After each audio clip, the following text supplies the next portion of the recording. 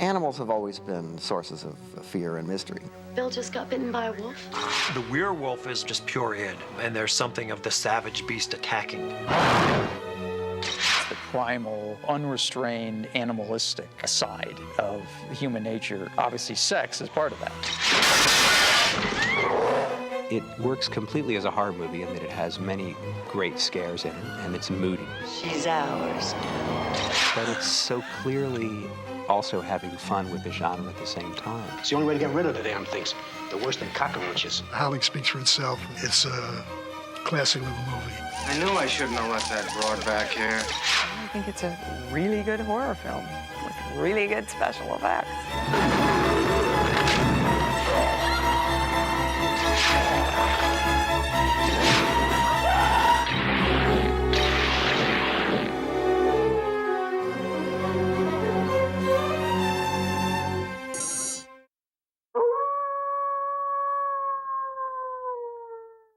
Dan Blatt was a producer that I knew from New World Pictures, Roger Corman's company, and he had gotten involved in this project, The Howling, which was based on a book by Gary Brandner. And Dan had helped put it together at Avco Embassy. You know, they just wanted something they could sell, and they knew it was a high concept.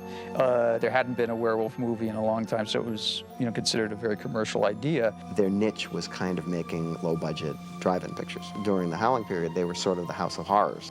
It was originally developed by another director, a guy named Jack Conrad, who gets a producer credit. And he had optioned the book and written a screenplay of his own that I guess he had managed to set up at Avco Embassy.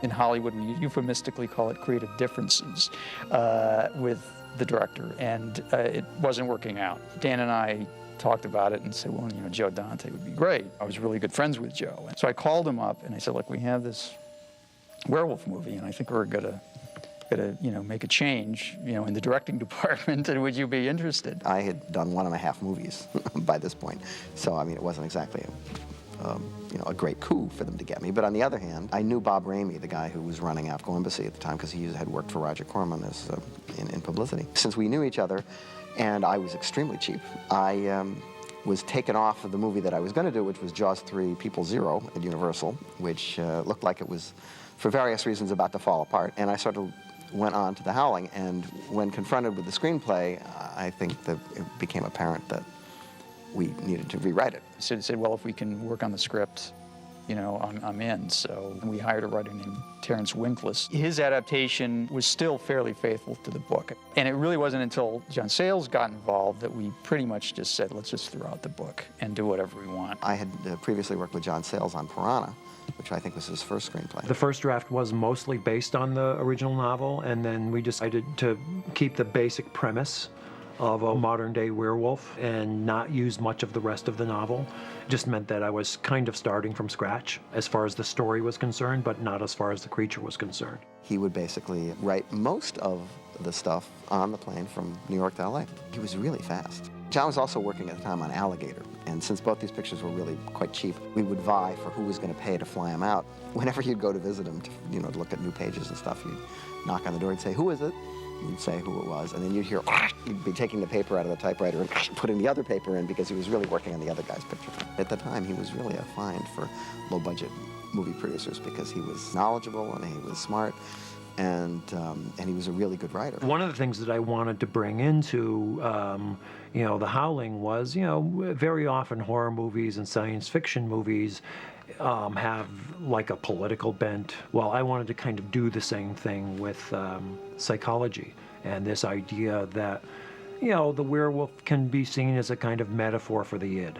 You know, this is what the creature would do if we didn't put any brakes on him.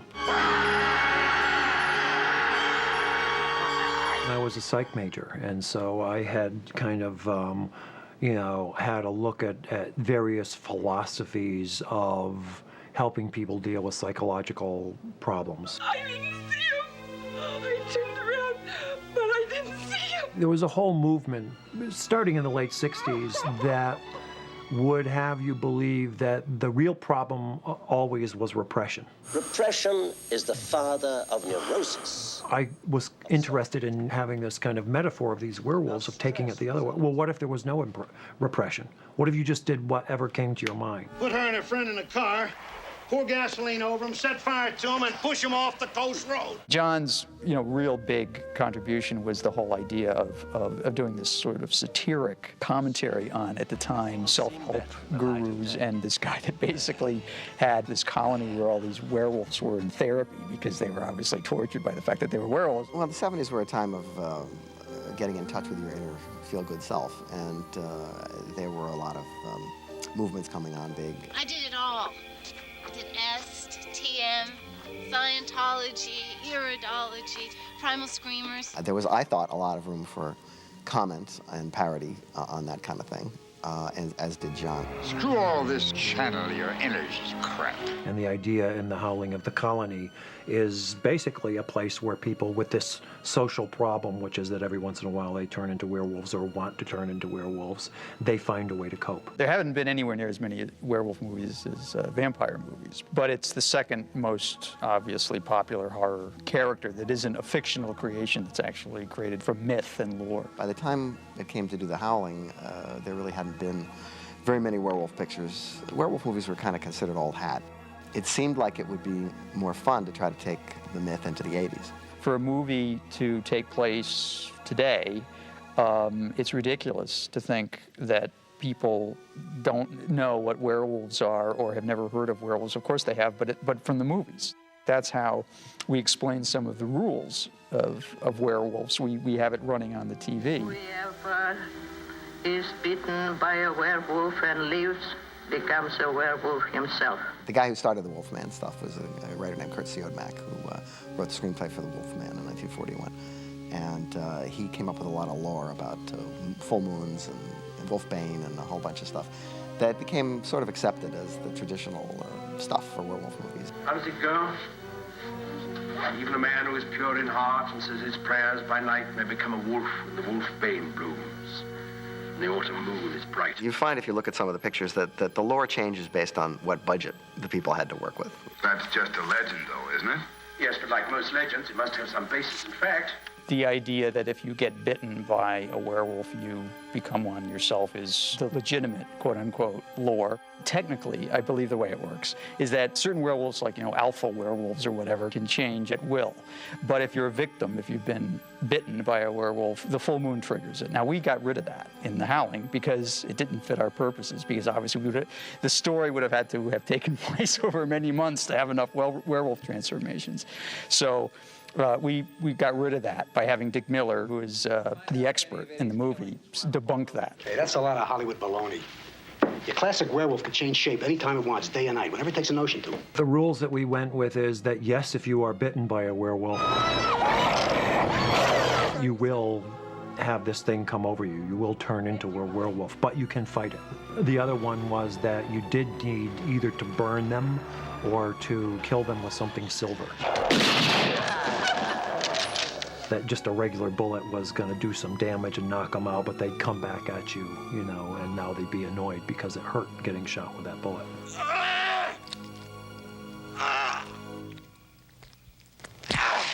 Mostly the legends turn out to be psychological cases of people who had various problems, brain tumors and insanity and like that, and would do crazy things like, eat their kids and stuff.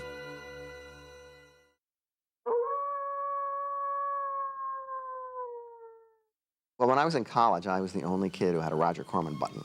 Everybody else had a Jean-Luc Godard button. So I was a fan, and I had grown up watching Roger's pictures all through high school and college. I was convinced that he was a great filmmaker.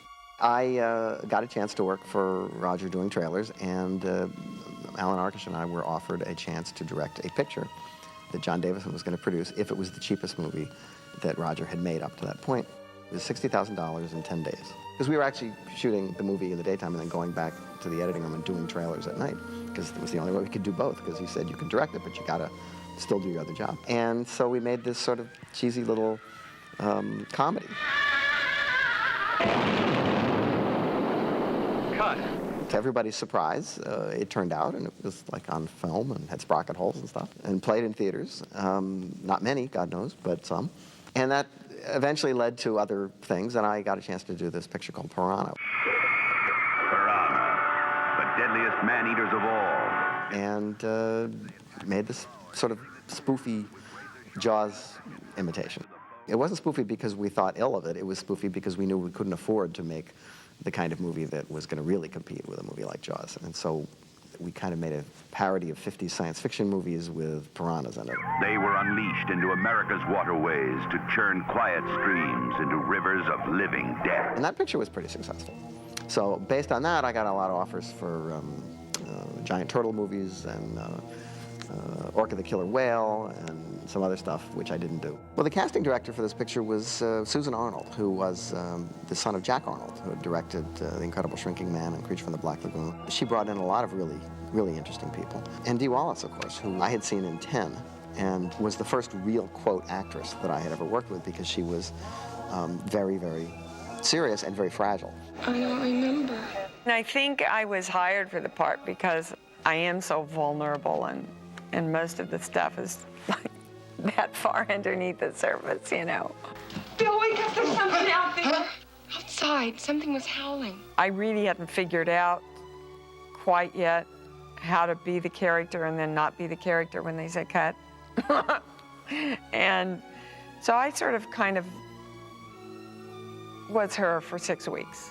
She lived as if this thing was really happening to her. What's that gun? God!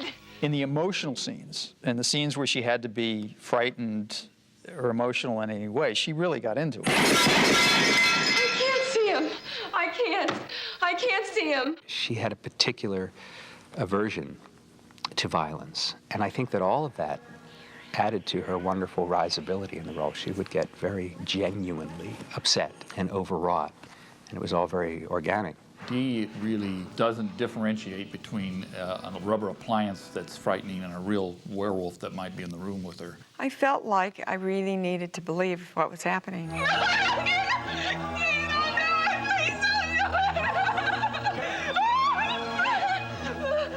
You have to screw around with your mind a lot, you know? You have to, and energy. It takes a huge amount of energy, at least the way I work, to cross that line where you're going, this is what I think I ought to do in this scene, and this is how I'm going to act it out. And go, okay, I'm just going to be there.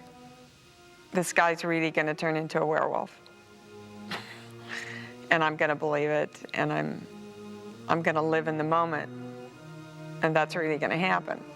I know it sounds all dorky and weird and actory and dramatic and all that, but that's how I work.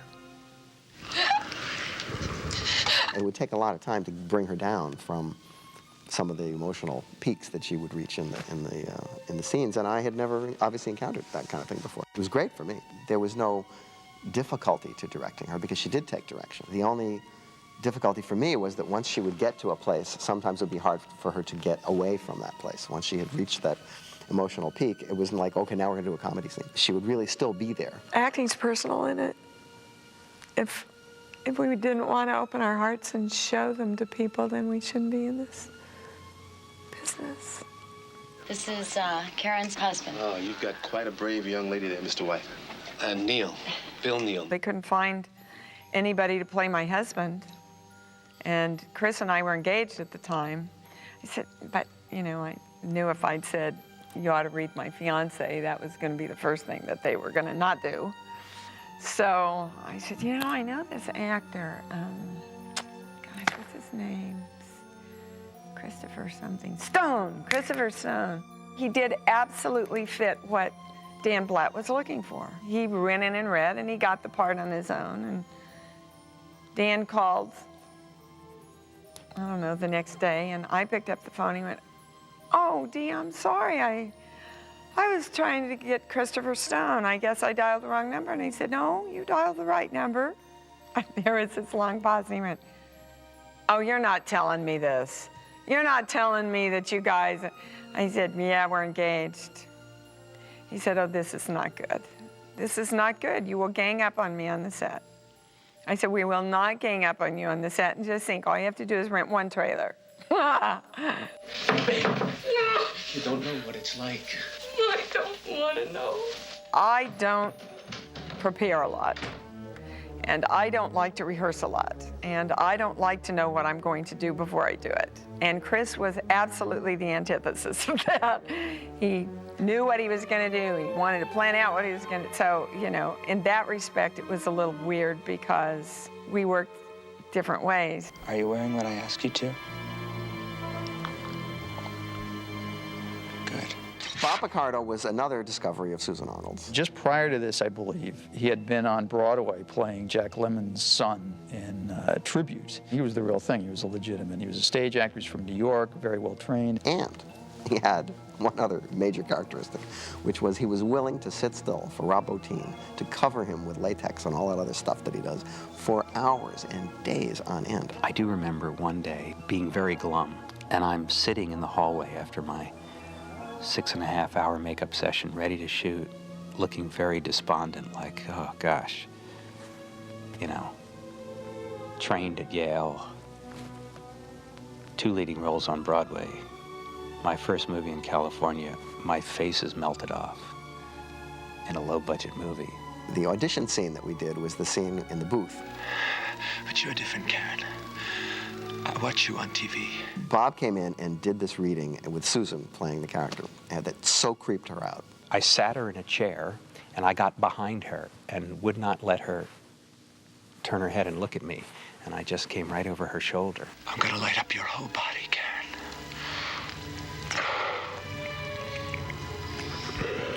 It was immediate that this guy was, you know, great. He was so convincing in the reading and so scary.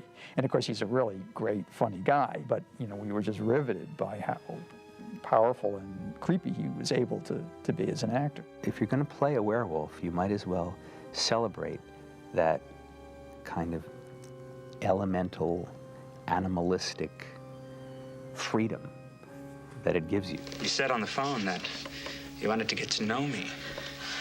Well, here I am, Karen. Look at me. I don't remember Robert. I only remember Eddie. I think we better call the cops. I had seen Belinda in Cannonball, which was a Paul Bartel movie. That's how he got introduced to me. So then he brought me in on Piranha.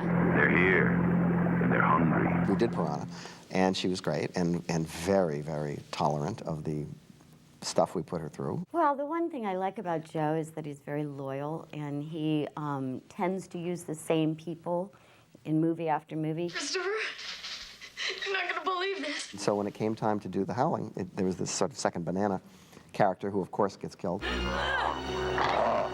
Obviously, this was the girl. I mean, she gets killed in almost every picture she makes. She's perfect for this. Dennis Dugan had been Richie Brockelman, Private Eye, on what was supposed to be a spin-off series from the Rockford Files. Look, I'm in a hurry here. This is an emergency. And now he's a very successful comedy director. Times have changed, and we haven't. Not enough. Patrick Macnee really brought a lot as, you know, that kind of David Frost quality, you know, that he had as this very smooth media, you know, representative of the colony. I play a civilized man in this, civilized? What am I saying? I play a psychiatrist. But anyway, one of those phony psychiatrists that are on television, and I take her up because I want to see her nude in a tub. A lot of nudity in this film, which is really great fun. Marcia. Oh, you're through, Doc. She's ours now. Elizabeth Brooks was incredible. Once we put her in the makeup and the wig, Charles Adams would have died to have her play Morticia. I like character actors, and I also like to work with my friends, so by the time I had gotten to the point of doing The Howling, I had already worked with Kevin McCarthy, so I asked him to be in the picture. Listen, get in touch with that Fujimoto, or whatever the hell her name is, and get her ready for the 11 o'clock report. See, I like to put the writer in the movie if possible. Quist is still with John Doe's. We haven't had time to refile him. It's nice to have the writer on the set, and if you're on a location, chances are, you know, they're not going to want to fly him there. But if you hire him as an actor, you can sort of make a case for it. There's old Stu, smiling up at me, leaking seawater out his ears. When I hired James Murtaugh, I was not aware that he was the A1 steak sauce guy. Raymond? No, I try to stay away from me. Maybe later. Thank you. Thank you. Thanks. But he had that face. He had that kind of face of somebody that you'd like. He looked like your next door neighbor. This is my wife, Donna. John Carradine I had tried to get for Piranha, but he wasn't available, and I always liked him, and he put him in the movie, and he was great to be around. Let me go, I want to end it. Well, John Carradine was an actor who said yes to a lot of movies when he should have said no. I think that his performance in The Graves of Wrath is one of the great American performances. I'd followed him because he'd also been in a lot of horror pictures and stuff. He played Dracula, and I'd always liked him. When he said yes to doing the movie, I was really thrilled and excited. Took some persuading, didn't she? As he approached the crew, he looked like one of these guys that lives in the bushes in Griffith Park, and I really thought, oh, a transit is coming. And then he walked up, and I saw Joe greeting him, and I said, oh my goodness. Well, he was in character in a way, even when he was walking up the street. Slim Pickens was in the movie because I had always liked him, and you had to like this guy. He was going to turn out to be a werewolf, so you wanted to make sure that people liked him. And he had been doing cameos like this in picture after picture after picture at the time. What you ladies need is a good retriever. Everybody knew who he was, even when they didn't know his name. We cast the movie off a draft that was not the one that we actually shot. And so John did know who a lot of these characters were going to be before he finished polishing them. And so I wrote a bunch of dialogue that I felt like, well, if Slim Pickens said this, it would really work. Hey, Doc said on the phone that you folks had a coyote problem out here. Hey, you're famous, ain't you? And he accepted the role, and I guess he came and said, you know, boys, this dialogue fits me like a glove. We get them all. Sun worshippers, moon worshippers, Satanists. The Manson people used to hang around here and shoplift. The Howling got me a little pissed at first because he said, I got your day's work on the picture. I said, that's all there is? That's all there is? You don't fit in. You don't look like a werewolf. You don't look like, forget it. I said, all right, take the day's work. And we got down there, and as it unfolded, it started to become my favorite part. And to this day, it is still my favorite part. With 150 pictures behind me, that is still a favorite part. I got chicken blood, I got dog embryos, I got black candles, I got wolf bane. Look at this. Silver bullets. Some joker ordered them. 3006. Never picked them up. I take Bank America, American Express, Visa. The name of the character that Dick plays in The Howling is Walter Paisley. Now, this was the name of a character he played in a picture called Bucket of Blood. Walter Paisley is born. Watching Roger's pictures when I was younger, he would appear. He was one of Roger's stock company. Take me away to some cool blue place. Gas me. I can't. I gotta go home. I once got a letter from someone in England. They wanted me to do a part for them, and I said no. And they said, can we use the name? Like I had it copywritten. Can we use the name, Walter Paisley? So I figured, oh, I'll take a shot. I said, no, I forbid it. And they didn't use it. When I did my first picture, the one thing that was important was writing a part for Dick Miller as a sleazy agent, which we did. You don't take a job unless you check with your agent. And he said, you play an agent, we'll call him Walter Paisley. I said, okay, fine. You want an Amazon girl and a giant python. Hold on a second. Dick really just became and still is a good luck charm for Joe. Crazy fuck. Dick Miller is in all the movies that I do. I've only done one picture, one feature that Dick wasn't in, and it was because he got cut out. Oh, boy. Every time I read a script, it's like, you read the script and you try to figure out what you want to do with it or if you want to do it, and then and there's that other nagging question, where's the part for Dick Miller? Because if there isn't one, well, how can I do this? So, this rules out, movies about Pashtuns and, also there's a lot of subject matter that I just can't face.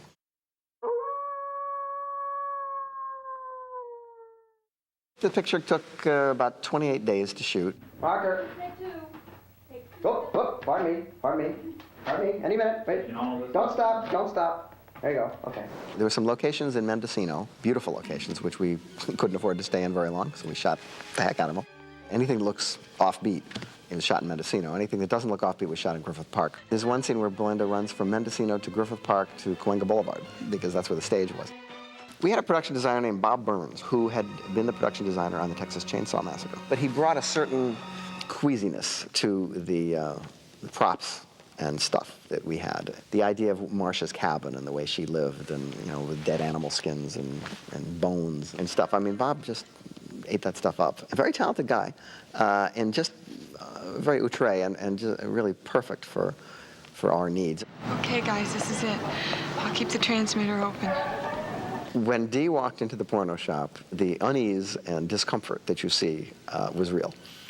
She literally couldn't look at anything. And it was a real porno store. We just went in and shot. I mean, the stuff was all real hardcore porn, and it's on the shelves, and it's not dwelt upon, so you really don't notice it. But she was like right up against them, and it was hard for her. She didn't like that. That was a hard scene for me. It's a hard scene, first of all, just because of the place we were shooting it. And, you know, I'm from Kansas. I am. We cheesed it up a little, maybe even cheesier with colored lights and pink lights and so forth. We just had to hide the things that you couldn't put in a movie. So lots of little pieces of tape and price tags on the appropriate parts. We did need to project something in the booth when she went in there, and it obviously couldn't be real hardcore pornography. It had to be handled in a certain way. So we realized the best thing to do would be shoot it ourselves. Mike Fennell and I went into my garage and shot a 16mm fake porno movie. In fact, we shot two. There's one where she's in bed, and then there's one where she's on the top of a car. And it's not explicit, but it's fairly rough. And it was kind of uncomfortable doing it. It wasn't like a lot of fun. You'd think it would be, but it wasn't. It was kind of creepy. And then we, you know, scratched up the film and dragged it from the back of a truck and all that kind of thing and made it look like it'd been run through the porno booth 100 times. And it was pretty convincing. I mean, it looks pretty much like the kind of stuff you used to see. Marker? John Hora has a lighting style that sometimes looks like Japanese paintings. And he was very knowledgeable about, you know, Greg Toland and Stanley Cortez and styles and, you know, what we wanted. What we mostly had to do was take a few lights back behind trees and backlight fog, so it sort of gave the presence of something. The poor prop guy had to run through back and forth through every scene at the beginning with these fog machines laying it in. When we were shooting that, I was also figuring that when we got on the stage, we could easily imitate that same look, so that would give a continuity to all that. Our secret will be safe. If you've got areas of shadow and you suggest what might be there, the audience, number one, their mind is active. They're actually participating because they're filling in. And secondly, they fill it in a way that's the most frightening to them. So it's better not to see. If a movie's not really in color, it should be in black and white. If you don't use the color, then it's just there. And so we wanted this to be a color movie as opposed to a movie that was in color. Just watch. At the end of the movie, all the members of the colony are turning into werewolves. We thought that it would make sense that some of them, because they're turning into werewolves, they would have taken their clothes off, or their clothes would be ripped off, or whatever. I walked into the barn and I looked up, and there were about 10 ladies with their boobs hanging out. And I went, okay, what the hell is this? You make me sick. I said, I'm not shooting this. The crew was laughing. Now, you know when the crew's laughing at 10 women with their boobs hanging out, you've gone over the line. I said, I'm not doing it. So they called Dan Blatt. Half an hour later, you hear his car coming through the farm, right? He goes and pulls up and goes, gets out, slams the door, walks in, looks up, and he goes, she's right, it's stupid. Put some clothes on him. Gets back out, gets in his car, and leaves. Don't let him bite you. He'll turn into an asshole. Joe's so tongue-in-cheek, you know. I mean, he's so sarcastic and so funny. Switch, damn it, switch! Doesn't that look good? We were in the looping stage, and Joe said, You know, we got a kind of a dead spot right before you pull the thing out of your brain. and I said, well, what do you want me to do? He says, well, What would you say right before you pull something out of your, you pull a bullet out of your head? What would you say before? and I go, I want to give you a piece of my mind. as a joke, expecting him to laugh. He goes, Okay, do that. which is how so many of Joe's classic moments come about. He goes, All right, do it. Joe's philosophy is they'll be more scared if you take them by surprise. Get out of here. If you make them laugh, and then all of a sudden something jumps out at you. I didn't hear anything so funny anyway. Oh, Jesus. You're caught off guard. You're going to be more scared. And also, if there isn't something to laugh at in a movie as ridiculous as a werewolf movie, the audience is going to find something to laugh at. Ginsberg's howl on the table and all of the visual jokes that he packed the frame with. I find it interesting to comment on the movie within the movie. I mean, while you're watching it, so that you get the experience of watching the movie, but you also get sort of an editorial judgment on what the filmmakers think of the movie and the material. La mujer se cambió en un lodo. Hijo. There was this thing called the smiley face at the time. Everywhere you went, there were these smiley faces. And it was just nauseating. And it seemed to me that this smiley face phenomenon needed to be put in its place. So we decided to use it as the emblem of the serial killer that we had in the movie. I mean, it was made to be an emblem for a serial killer. Joe loves movies. He absolutely loves movies. I mean, you can't go to his house without him sitting you down and showing you a screening of something or another, usually a Michael Powell movie or something, you know, some oldie but goodie. He's just one of those people, you know. He spent most of his life watching television and storyboarding everything he could. Joe is one of the first, movie brat directors who knows so many movies that it's effortless for him to refer to them in his work. Larded throughout the movie, there are these references to other pictures that, if you do them wrong, kind of slow up the movie, because all of a sudden things are happening on the screen that half the audience is going, what's that mean? So the trick is to bury them within the picture so that they're only there for people who happen to be able to spot them, and if they don't, then the movie's still going on its own. Almost every character in the movie is named after a director of a werewolf movie. George Wagner with the Patrick McNee character. The head of the TV station, played by Kevin McCarthy, is Fred Francis, who is Freddie Francis. Let's pause now for an editorial from our general manager, Fred W. Francis. And Lou Landers is the anchorman. The KDHB news team began working.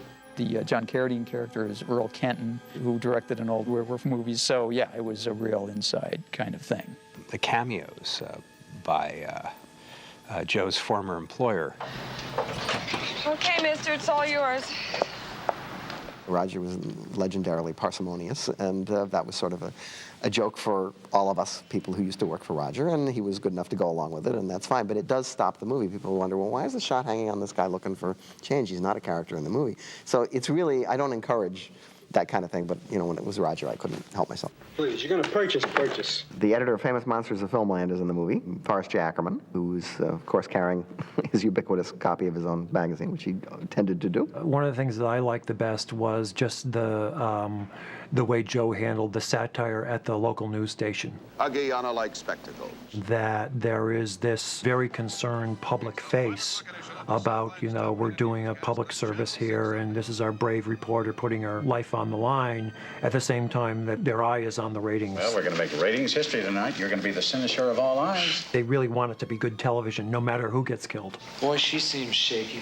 Looks fine to me. It is her job as a reporter to say this thing is out there, it's a big danger. But I have proof, and tonight I'm going to show you something. But also there's the possibility that it's wasted.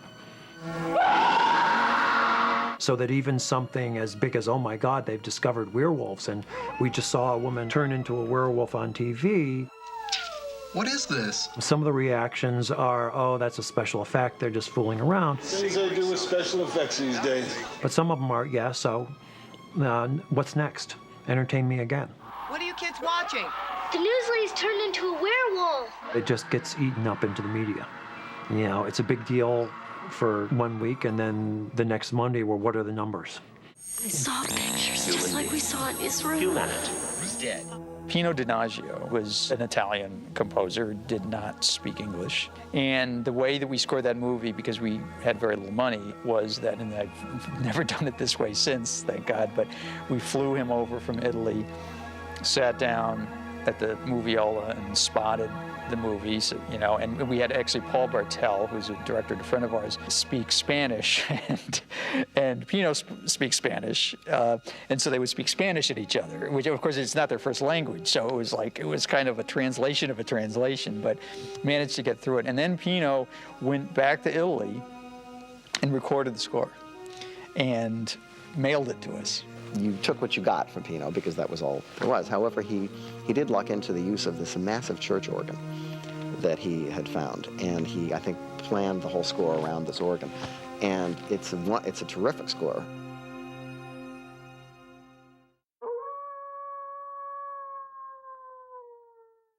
The whole idea was we got to have a big transformation sequence in this movie, unlike anyone has ever seen before.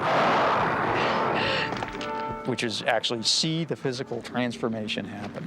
That was one of the reasons for making the movie, as far as I was concerned. We had told Afghan Embassy that we were going to do the first transformation scene with no cutaways, and it was going to all be done on camera.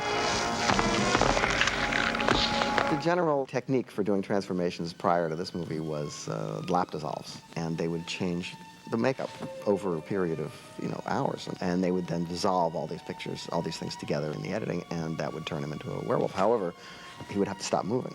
But in this case, the idea was to take the makeup and actually change it with air bladders and mechanics so that the stuff would actually happen on screen and there would be no opticals involved.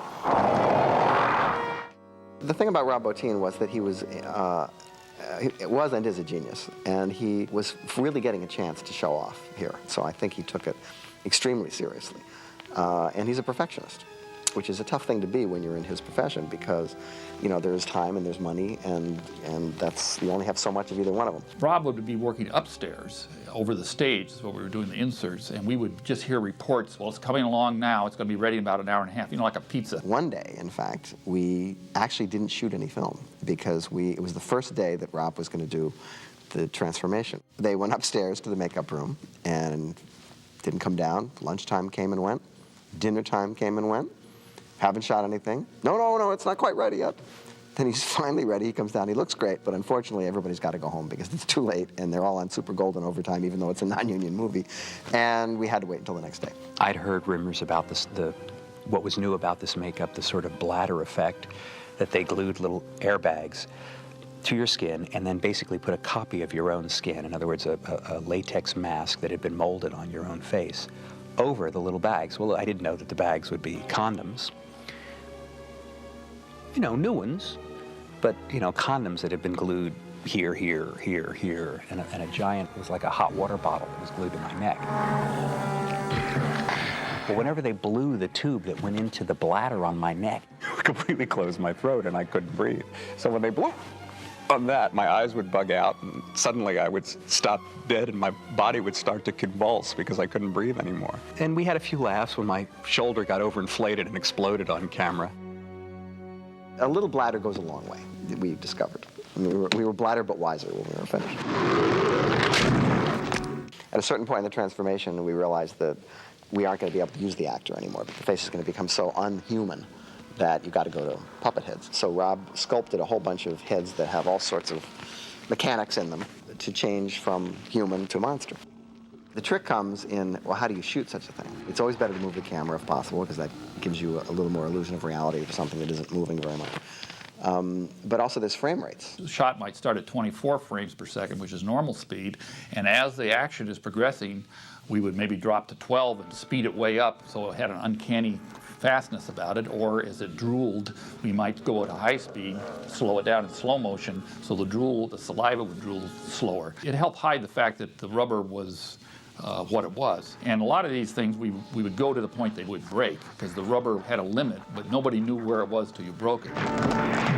Once we added sound to it, then things that were mistakes, where something that was supposed to go smoothly suddenly popped, well, if you put a bone crack on it, it looked like it was on purpose. And in fact, it was better than having it just go smoothly. When it came time to do the werewolf transformations during the love scene, it was quite apparent that we weren't going to be able to afford to do that in any other way than animation, which suggests, a little more obviously than I would have liked, that they've actually turned into wolves. The transformation at the end for Dee was intended to not look like everybody else, because she, being a good person who has been resisting the whole thing, it didn't seem right to have her turn out to be a slavering, horrible creature like everybody else. But I did feel from the character's point of view that she should be different than, a lot of the other werewolves. Rob came up with a kind of, it almost looks like a Pekingese kind of a werewolf. That was shot the day before the picture was printed, the day before the prints were made, in our office on El Centro. And it was like done at the last minute, and it was just put up against the wall and shot in a huge close-up. And that whole scene is done in huge close-ups because of the fact that there was no set. The design of the werewolves in this movie was lifted directly out of the research that we did. There were old woodcuts. They were, like 16th century woodcuts that showed this wolf-like creature with a long snout and the big ears, but standing on its hind legs. So it kind of walked like a man, yet it had the backwards legs, and so it couldn't possibly be a man. You know, people are shaped a certain way, and wolves are not. Wolves have extremely skinny waists and these big haunches. So ultimately, we just ended up going with a real idea of what a huge wolf would look like if he was standing upright and, you know, could look you in the eye.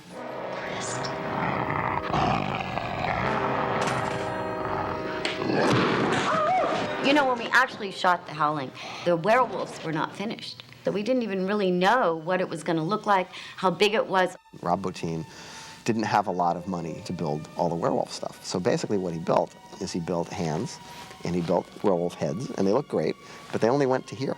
And so that whole scene where she's killed by the werewolf was done rather perfunctorily originally, with these werewolf heads and hands. And it proved to be somewhat limiting. And we had to go back to Embassy and say, listen, if you give us a couple of more bucks, we can probably do better than this. And we came back 3 months later to do all the interaction with the werewolf after it was finished. We actually were able to afford to build a suit, which was sometimes worn by an actor, and other times would be just the legs. Although you never actually see the whole thing full length, you get the impression that this is an actual wolf with a you know, very thin waist and these big legs. In our grandiose dreams, we also had decided that we wanted to have some stop-motion werewolves, since we knew that we couldn't build a suit that you could actually look at. So Dave Allen, who we had known for a long time, was a stop-motion guy, who was one of the best in his field, designed us some werewolves that would be seen in the barn, and that the werewolves would, you know, you'd see them struggling and burning up in the barn. So he built a little barn set, and shot some werewolf stuff, and we looked at it, and it looked pretty cool. But when we cut it into the movie, it didn't look like the rest of the picture. And the movements were different, the lighting was a little different. We kept showing the rough cut to people, and they go, what movie did that stuff come from? You know, where'd you get that footage? And it just wasn't working in the movie, and it was breaking everybody's heart, but we just knew that we couldn't use it. But we did use a little piece of one shot of the werewolves baying at the moon at the very end, but even then we had to put it in the middle of a dissolve. In the script it said that when the wolves were running through the woods that they could actually fly. Rob came up with this concept which we used to call the rocket wolves. And the rocket wolves were fiberglass werewolves which were finely detailed and looked terrific. Up its rear end, it had a tube, and it went onto this big air mortar thing. It shot through the air. And the only problem was, which you couldn't see when you were shooting it, is that it left a contrail coming out of its rear end. So on film, it looks like it's jet propelled literally out of its ass, you know, and we weren't able to use it. It was really a process of discovery for all of us.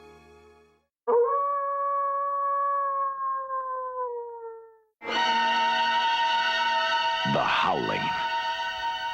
It was surprisingly successful, and I think it was largely because the campaign was really, really good. The ad campaign was a claw ripping through a screen or something, and then behind it is a woman screaming. It was subtle. It wasn't screaming werewolf. We thought it was great because it was suggestive without being blatant. We didn't want to give away what the werewolves looked like. We sort of decided to make the picture look like it was an urban crime movie for the first part, and in fact got the distributor, Avco Embassy, to sort of soft pedal the werewolf stuff in the advertising to make it look more like a slasher movie, which were actually pretty popular at the time.